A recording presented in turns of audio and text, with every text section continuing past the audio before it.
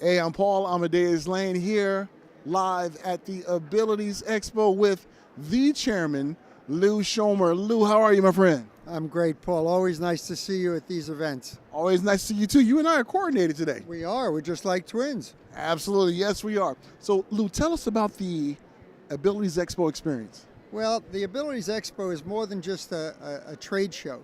It's for people to find information that they may not have been able to find on the internet or anything else. They can talk to their peers. They can talk parent to parent about some of the diseases that their children have.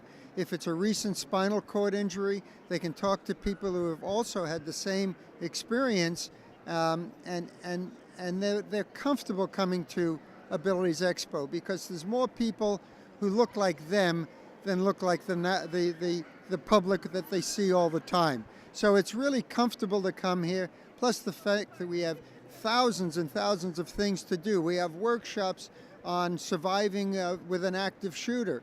We have things about dog training or when I should be able to get a dog.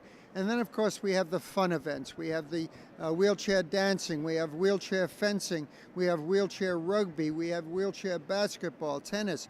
So if you thought that you'd never be able to compete before, you've got all the opportunity in the world because you can come here and find out the sport and the recreational activity that's going to really make you believe that you can do anything you want.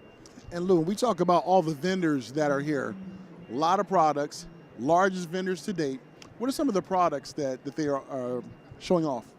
Well, we've got, what's really fun is to see all the new technology. Certainly we have the exoskeleton from Rewalk where a paraplegic can put a belt on, and they've got a computerized watch. And with that watch, they're able to articulate up from a sitting position. Then they can walk for about 2.5 hours, and then they can articulate down into a seating position, transfer into their wheelchair. We have a new product this year, which is very, very exciting. It's virtual reality. And so it's built really for somebody who has to go through a lot of physical therapy. And rather than doing the same thing over and over and over again, they're able to get into virtual reality and see something entirely different, so they forget about the pain of the exercise and they're really involved in whatever they choose to do, whether it's climbing a mountain or whether it's bicycling through France. It's a great opportunity for them to really feel, I'm not exercising, I'm really enjoying myself. And then, of course, the big thing is networking. I want to talk to a lot of people who understand my problem because they don't understand my problem outside. And doctors do one thing, they fix things. Doctors don't know what happens afterwards. And here, it's what happens afterwards. And there's so much to see and do. That's what makes Abilities Expo very special. And looking at the VR, you and David Corsi, your partner, was doing that together. Who won the game between you and David? Was there a game, or who scored the most points? I have to say it was David. And you know, David and I play golf every Friday, and the loser has to have a pink towel on his bag. And unfortunately, I now cover the pink towel. That is so funny. So when we look at this being the biggest Abilities Expo to date, what did you guys do different to get all the attendees here and all these great exhibitors? Well, it's really interesting because most of the exhibitors, believe it or not, came in the past 60 days.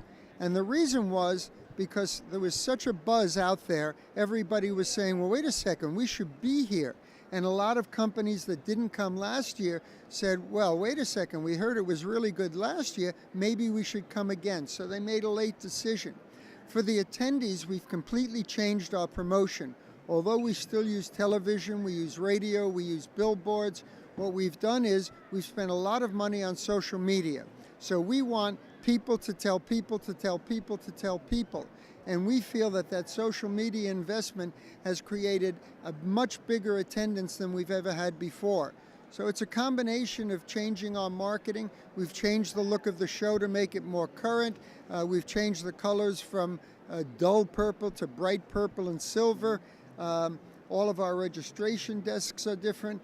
Our staff t-shirts are different. So the look of the show is different because it was getting old like me. And Lou, I heard from a little birdie that that little show you guys have on social media, Abilities Live, someone told me that that was pretty big in promotions too.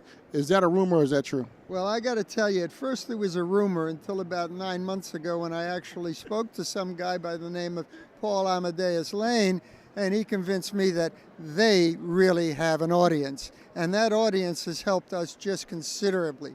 And whoever that guy Paul Lane is, I'd really like to thank him. In fact, I'm going to give him a kiss on the cheek. My buddy Lew Shomer, the chairman. Lou, before we let you go, anything else you'd like to tell the audience out there about the Abilities Expo in closing? It's a place to come if you've got a product that you want to introduce, if you've got a new product, anything that you want to do. This is the largest assemblance of users in the country. You won't get more people who are out there because they're all here at one time in one place looking for your products.